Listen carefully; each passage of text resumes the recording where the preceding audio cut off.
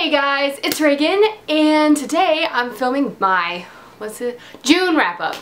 And I just got back from VidCon, which was so much fun. I have met so many awesome people, hung out with so many others. It was just so much fun, and I'm really excited for next year. I'm going to think about next year's VidCon. But anyway, topic of this video, June wrap-up. The month of June, I read 12 books, I want to say, which seems like a lot, but honestly, for some reason this month I felt like I wasn't reading anything, and I think that might be just a combination of I read some pretty long books this month that took me just a longer time to read. But anyway, let's just get started. Also, I got a haircut.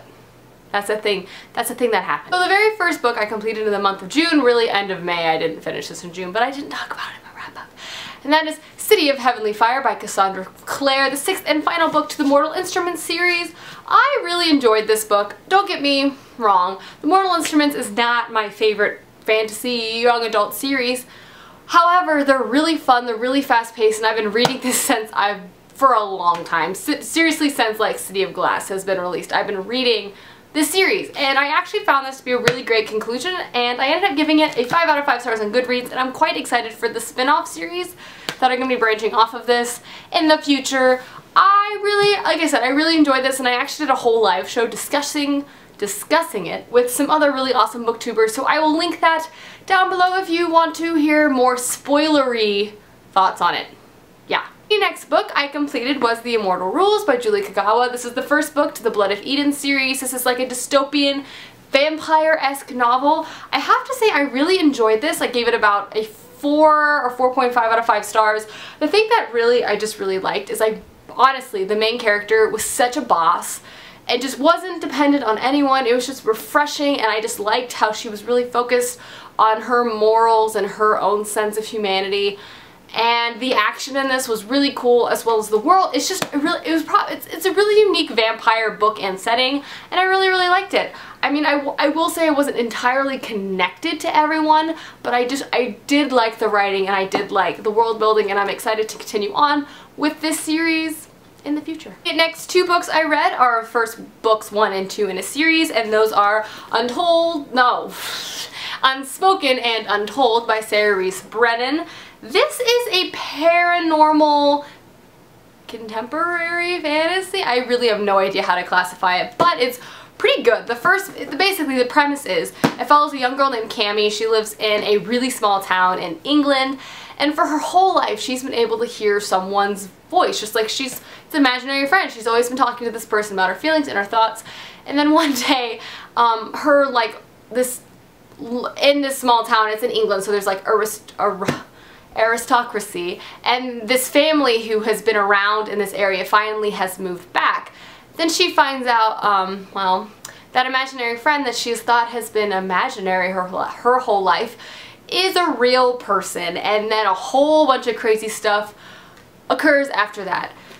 This series is really entertaining. Don't go into this expecting to for beautiful prose or beautiful this or that. It's just a really great series with really hilarious and great characters. Specifically the main character, Cammie, I think is a wonderful role model in young adults. She is I don't need help from anybody. She is spunky, she is fresh, she just does things that are logical and true to herself, and it was just really refreshing to read. Additionally, this series has quite the angsty romance. I mean, I haven't probably read something this angsty in a long time. However, that makes it very addicting. So if that's something you're interested in, I would definitely check these out. I think I gave this one a 4.5 out of 5, and I think I gave this one a 5 out of 5 stars. They're really fast reads, very entertaining. I mean, the world building perhaps isn't the greatest, and the paranormal elements perhaps don't make the most sense, but the characters keep me coming back in this, and it's quite enjoyable. The next book that I read this month was a graphic novel, and it is Amulet by Kazu Kibushi.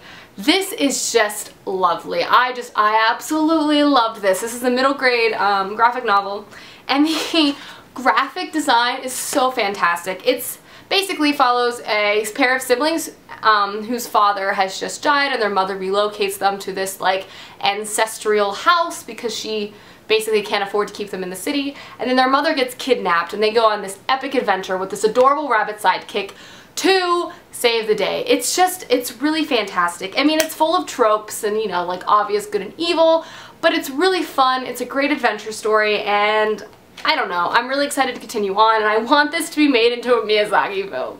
Please. Okay. I read Amulet. I was just on a graphic novel kick, and I read a duology of graphic novels next that were just amazing. It is Boxers and Saints by Jean Luen Yang. I'm sorry, I probably butchered it, but this was so good, so amazing. This is a story told in two different perspectives. These books retell kind of the same story. It's set in China during the Boxer Rebellion, which is an uprising in China where this group called the Boxers are rebelling against all Western influence, so Christianity, just any sort of Western influence within their country they're fighting against, as during this time period China was being greatly taken advantage of by European powers. History. I like history. I like the Boxer Rebellion. So yes, the first one, Boxers, follows a young peasant boy who joins the Boxer Rebellion to fight for his home and his people as they are starving and just being greatly taken advantage of. And then it follows, and then it's told, the same story is told in another perspective, from the Saints' perspective, from a Chinese Christian who is living this sort of interesting life in this time period as they are, you know, taking on a very Western religious stance, but are in fact truly Chinese. It's so interesting, and how everything just crosses over. It paints a beautiful and very interesting picture of morality. It's great for discussion. It truly is a fantastic duology of graphic novels, and if you are interested in reading this, you must read them both. Otherwise you won't get the full story, truly. It's great. It's so great. It's so great. And I gave them both 5 out of 5 stars on Goodreads. Like, I'm kind of obsessed with these right now because they're amazing. After that, I read with Jetty, and it was The Hero of Ages by Brandon Sanderson, the third and final book to the Mistborn trilogy, and guys, this was so freaking good. I can't say anything about it. I will tell you it was amazing. If you haven't started the series, please do it. The world in the Mistborn series is so rich, so unique, so entrancing and enticing, as I tried to combine those two words together. It's fantastic. I gave this 5 out of 5 stars. Like, literally, it was everything. Like, it was amazing. I'm serious. If you're scared of epic fantasy, try this anyway, I promise. And if you just read The Final Empire and you thought it was really good, keep reading, because guess what? They get even better, if that's even possible. I haven't been so mind blown in a series in a long time, and it was just great. Great. So yeah, 5 out of 5 stars. Avi. The next book I read this month was sent to me for review by a UK bookseller called Book People, which I've talked about in other videos, and it was The Shock of the Fall by Nathan Filer, and this is released in the US under a different title, which is really confusing. But anyway, this is a contemporary story that follows a young man battling with both mental illness and the death of his older brother. It is extremely honest and beautiful and fantastic. I loved it. I gave it a 5 out of 5 stars on Goodreads, and if you're interested in more more of my thoughts on this story, I did an entire review on it because that's how much I loved it. So check that out if you want more information, but it's beautiful, so read. The next book I read this month was The Glass Sentence by S.E. Grove. This is a middle grade, to me, leans much more middle grade, adventure story following a young girl whose family and uncle are map makers, and she lives in a world basically where the Great Disruption happened, which threw all the continents and parts of continents into different time periods. Meaning, like, she lives in Boston in 1891, but if she goes over to the UK, it's in the 13th century. Or if she goes a little bit south, she's in the Ice Age.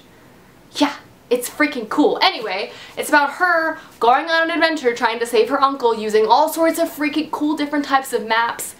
It's amazing. If you are just a lover of really well-written adventure stories, this is for you. I plan on doing a whole mini review on this, so I won't say too much, but I'm just saying, like, if you love solid middle grade adventure story with an extremely well written and rich world, check this out, because I really enjoyed it, and I ended up giving it a 4.5 out of 5 stars on Goodreads. I wasn't disappointed, which makes me really happy, so yes. The next book I read was also sent to me for review, and that is Scandal by Sarah. I have mentioned the synopsis for this book like 40,000 times. Basically contemporary. Best girl goes with her best friend's boyfriend to prom because best friend is sick. She kisses her best friend's boyfriend. Someone takes a picture of it, puts it on the internet. Scandal. Hence the title, Scandal. It was pretty good. I enjoyed this. I really liked the discussion this book had on slut shaming and basically just social media drama, and like how people have like split personalities, how someone can be so vicious online and completely two-faced to you in person, that sort of thing. However, I mean, I found some flaws with some of the storylines, with like the characters and some of the story. I just felt this to be slightly unrealistic, but I did really enjoy it, and I ended up giving it a 3 out of 5 stars on Goodreads. The last book I read this month was Poison Princess by Kresley Cole. I was really excited to read this book as I heard it was a really great post-apocalyptic tarot, fantasy, heavily romanced book that I was kind of in the mood for.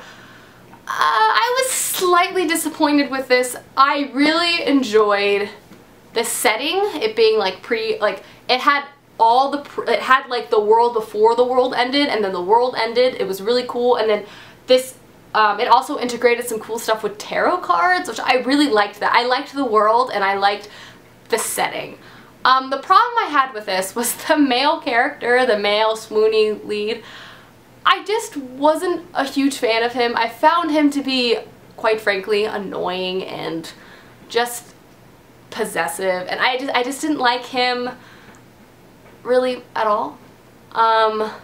But I do plan on continuing on with this series, as the main character I do like, and she has had quite a great character arc in this book. So again, I'm excited to continue this. So those are all the books I've read in the month of June, and I will see you guys soon with my TBR, because July is books, what? Okay, bye!